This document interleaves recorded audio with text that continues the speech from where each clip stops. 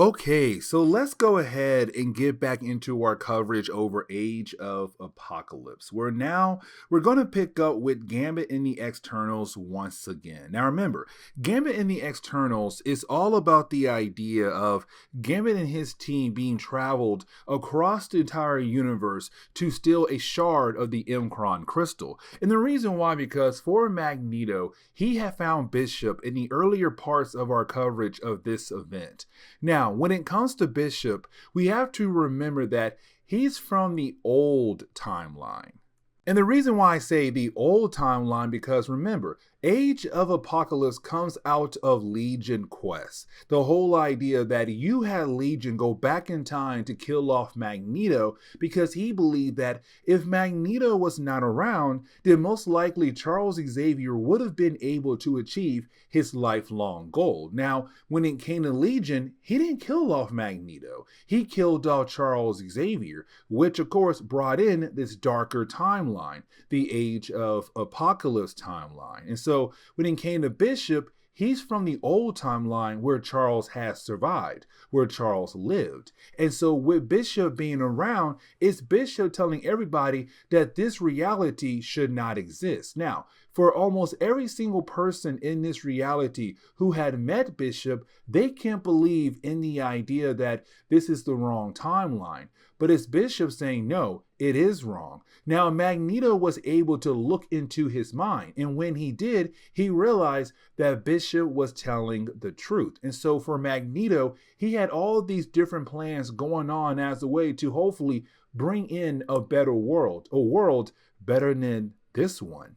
And one of those plans was Gambit. See, Gambit and his team, the X-Ternals, they had to travel across the universe to find the Mkron crystal. Now, the Mkron crystal is kind of like the nexus point to all different realities across Marvel's multiverse. And really, this crystal is very important when it comes to Magneto's plan. But you did have Magneto as Gambit to steal a shard of the crystal. The problem is that the Mkron crystal is currently being held by a character known as Deakin. Now, Deakin is the leader of the Shi'ar Empire, and right now he's trying to control the powers of the Mkron crystal. But with them trying to do that, you have these energy surges coming out of the crystal affecting the universe around it, where you have different sectors of the universe being blinked out of existence. And so it's up for our heroes to hopefully stop Deakin from being able to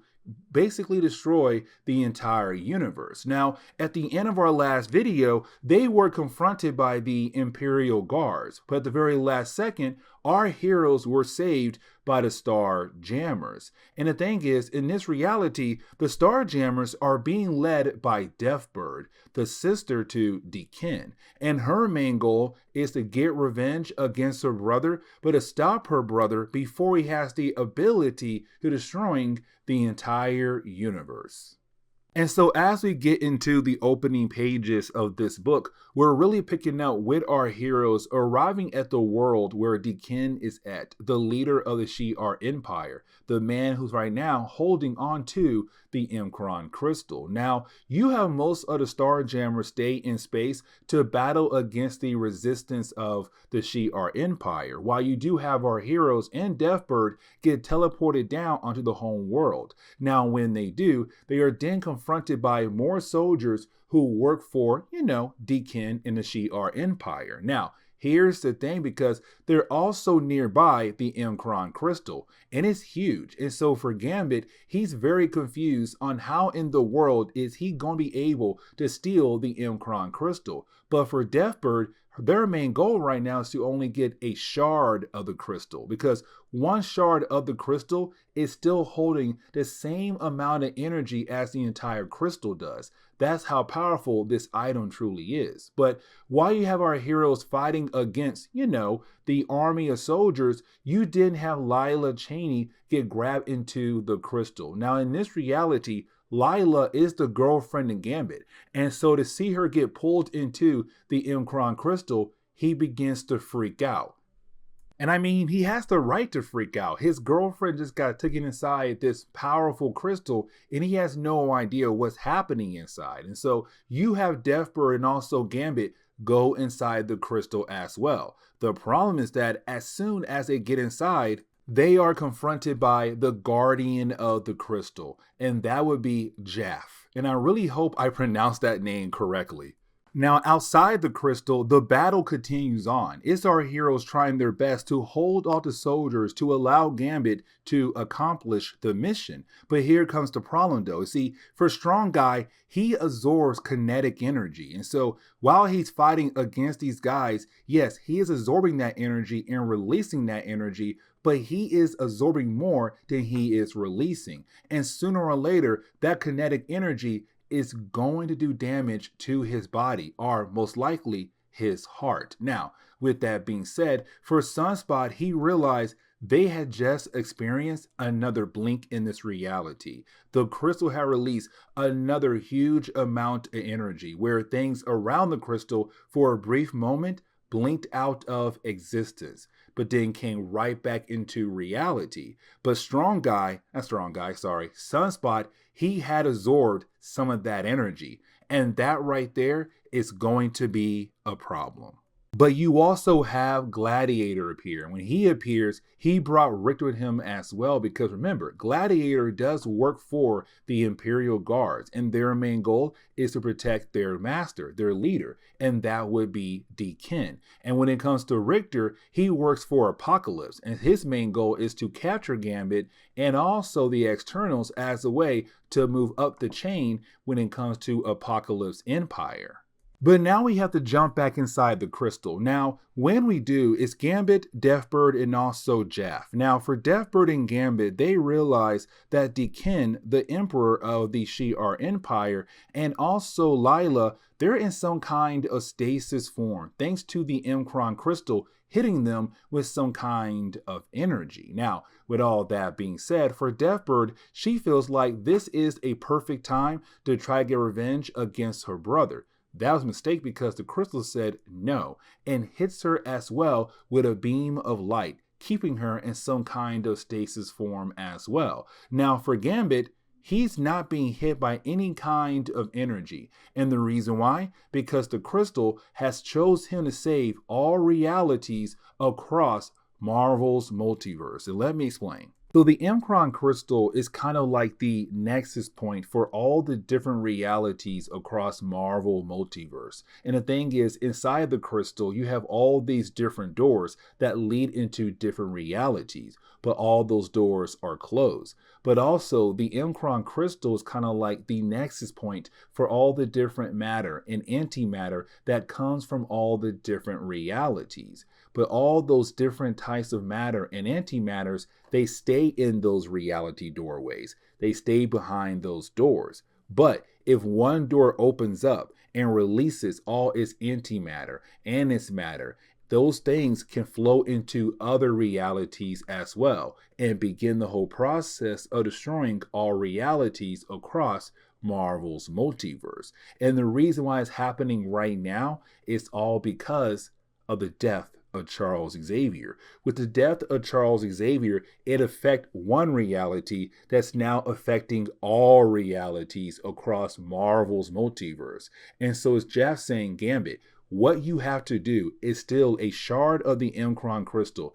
go back to Earth, send Bishop back in time to make sure that Charles Xavier lives, because if you don't change the past into what it was supposed to be, then most likely this reality is going to die, but also all realities across the multiverse is going to die as well. Now, for Gambit to be able to get a shard of the crystal, he has to sacrifice something. Now, for me personally, it kind of sees here that is Gambit sacrificing his love for Rogue, or the possibility of Gambit knowing that in this reality, he'll never be with Rogue, because this reality should not be around. It should not be existing at all. And so it's him kind of showing the M'Kraan crystal that he is down with the idea of sacrificing everything he wants to have in this reality, which is Rogue, the love for Rogue, the idea of being with Rogue. Now, once he's able to get a shard of the crystal, it's now time for Lila to go ahead and open up a portal to allow our heroes to go back to Earth, because Lila is a very powerful teleporter. She can teleport across the entire universe. But the problem is, Sunspot got to stay behind. And the reason why, because each time the crystal was releasing energy, those small blinks across the entire universe, he was absorbing that energy. But the problem is, he can no longer contain it.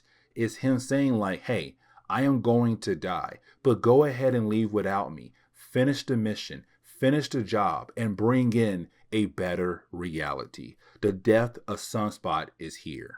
And so now we have to get into Generation Next. Now, remember, Generation Next is really more of the idea of seeing a young team of heroes being led by Colossus to hopefully save his younger sister, better known as Illyana. Now remember, Illyana may have the ability to time travel, which could then help out Magneto to send Bishop back in time to hopefully bring back the old timeline. The problem is that for Illyana, she's currently a prisoner in a place called the Core. Now, when it comes to the Core, it's the main source of power for Apocalypse in North America, but also the Core is being controlled by a character known as the Sugar Man.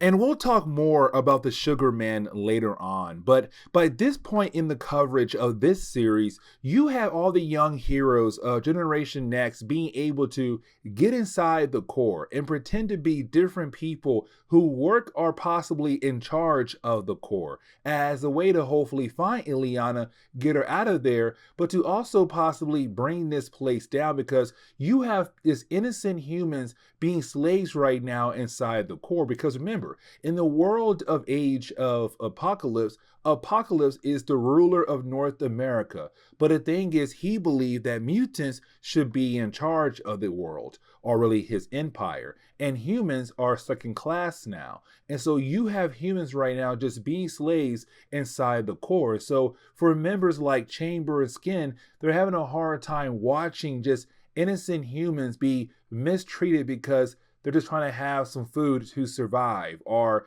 they kill someone's father off and that person upset by the idea of losing their father. But that kind of leads into us getting reminded about Quietus. Now, Quietus was second in charge of the Core. He worked right underneath the Sugar Man, the man in charge of the entire facility. But in our last issue, when it came to Quietus, he was killed off by Vicente and also Husk. And with him out of the picture, you did have those two young mutants being able to use their abilities as a way to pretend to be Quietus. And they're trying to use his identity as a way to hopefully find Illyana and get the heck out of there. The problem is that the Sugar Man, you do have the Sugar Man walk into the office of Quietus, and unfortunately, they're trying their best to pretend to be him to make sure the Sugar Man cannot figure out that they are basically people pretending to be somebody that he knows. Now, luckily for our heroes,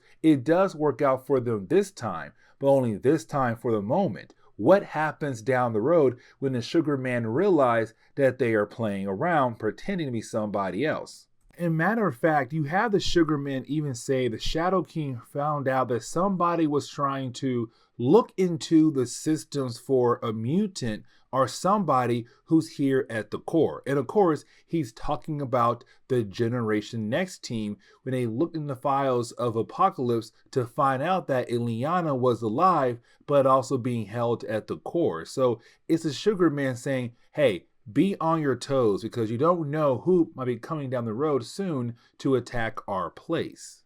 Now, you do have Colossus and Shadowcat arrive. In this reality, they are kind of like a power couple in this reality. But for Shadowcat, she knows that this mission is only about really saving Illyana, because for Colossus, that is his younger sister. He has to save her life. But she's kind of wondering what's going to happen on this mission when things get a little bit too hairy, things get a tad bit too rough. Will Colossus go out of his way to put the rest of the team in harm's way to just save his sister's life.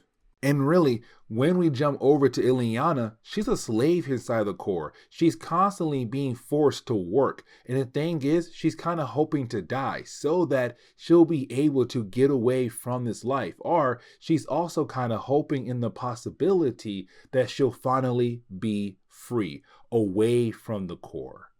And this kind of leads into the ending of the storyline, because we do pick up with Quietus, not really Quietus, really more Husk and also Vicente pretending to be Quietus, right now finding Chamber and also Skin, who were able to work their ways inside the core. The problem is that while they were all talking, they were confronted by the Sugar Man. Now, Sugar Man still believes that Husk and Vicente is still Quietus, and so he believes Quietus is here at the moment. He also believes that Quietus had just found 2 mutants who are possibly spies, who are turncoats, and they should be taken care of.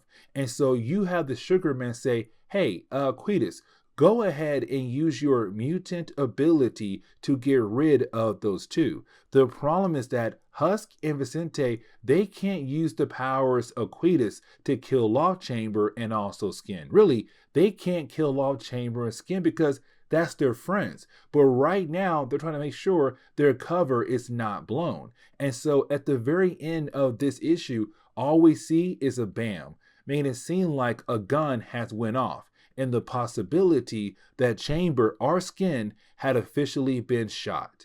But this is where we're going to end today's comic book video. So please leave me a like down below and subscribe. But guys, see y'all next time. Later.